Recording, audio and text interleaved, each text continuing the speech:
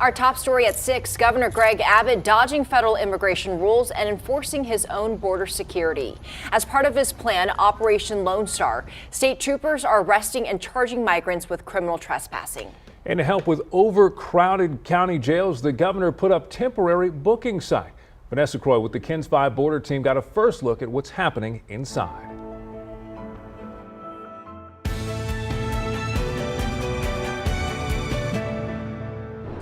Well, since the governor launched his crackdown in July, at least 1,700 migrants arrested for criminal trespassing in this area end up here in this temporary facility next to the Val Verde County Jail. And today we got an exclusive look inside and found out more about if the governor's plan is working. In the depths of a train car in Spofford, Texas, DPS troopers discover at least a dozen migrants hiding inside. The migrants are then arrested, charged with criminal trespassing, rescued from one confined space and taken to another, a temporary holding site 30 minutes away in Del Rio. Today, we were only one of a few reporters granted access to this facility. We aren't allowed to share any sound from the people we talked to inside, including the Texas Department of Emergency Management, who's been running the processing center since July.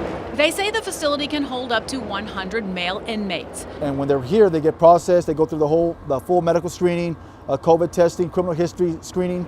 They say migrants are housed here for no more than 48 hours before they're transferred to the Briscoe unit in Dilley. So now it's going to be up to the court process to see how fast they can move and get through that case, whether it's time served, whether the case is dismissed, and then from there they are transported back to the Val Verde processing center where they are released to ICE.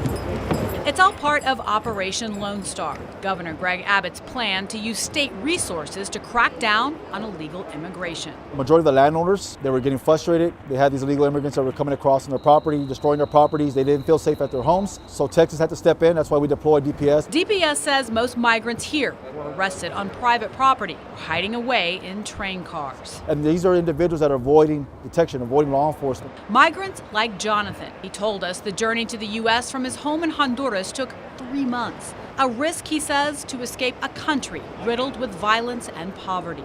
And even though many are still taking that risk, DPS says the operation is working. They're under the impression that when they get caught by DPS, we're going to turn them over to U.S. Border Patrol. That's not the case. Jonathan said that message has traveled back to his country, where many are now afraid to make the journey. So we know it's a deterrent. We know the message is going to get across that if you do come to Texas and you violate state law, that you will be arrested. A private contractor will start overseeing this facility in the coming weeks, but say they will still be supervised by state officials. In Del Rio with the KENS 5 border team, I'm Vanessa Croy.